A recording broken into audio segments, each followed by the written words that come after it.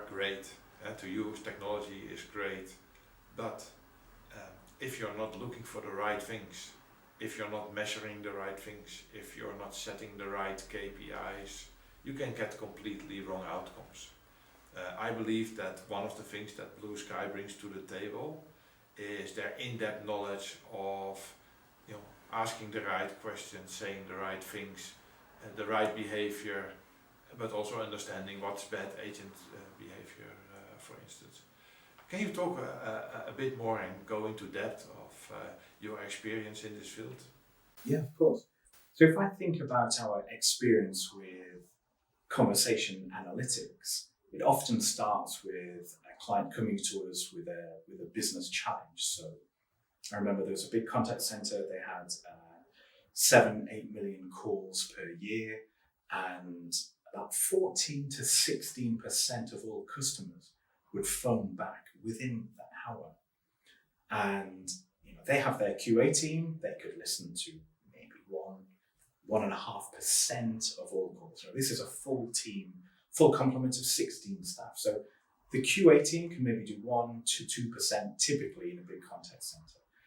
We've developed a really deep level of understanding and expertise in being able to glean very specifically what do the top performers in an organization do differently to the bottom performers. What is it that they say and do differently? So we look at the behaviors, and we've developed an 80 category behavior analytics scorecard. And we will go into a contact center.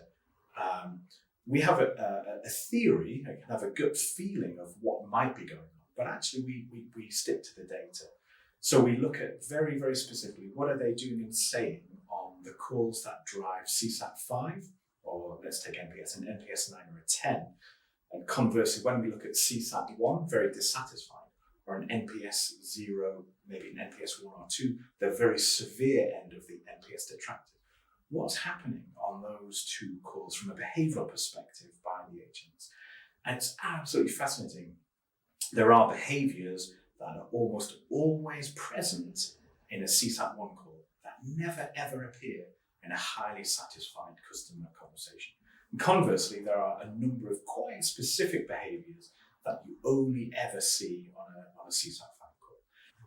And how now is the analytics capabilities, the machine learning, etc., how is that helping you apart from only being capable of listening to the 1 or 2% that you mentioned?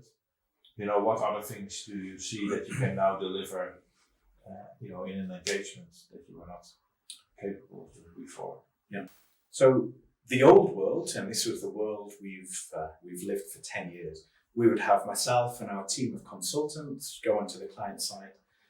We'd often have our headphones and sit in a broom cupboard for 5 days, and we can do maybe 20 calls per day if we're doing a good job of that.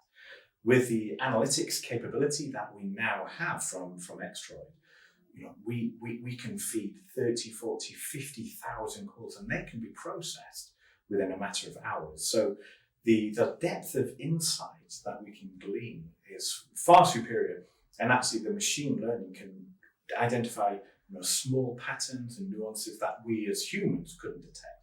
So it can determine which advisors have the longest periods of silence on a call.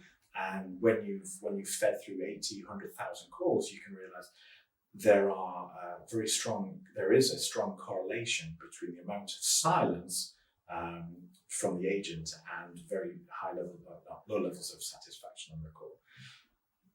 But the analytics can do some really, really fascinating things that we are just not capable of. So if you think you're an organization, everyone used to talk about average handling time being the sole factor.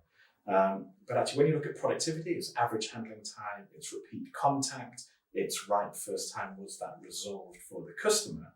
We can feed in, again, 40,000 calls, which are perhaps 10 minutes long.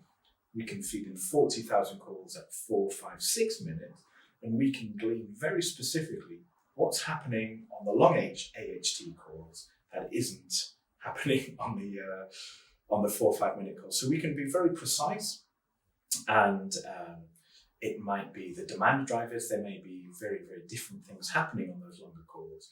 It's often the agent's level of knowledge. You see very long hold times. They're transferring to supervisors. So there are very different behaviours. And of course, once we've identified that, we can train the staff.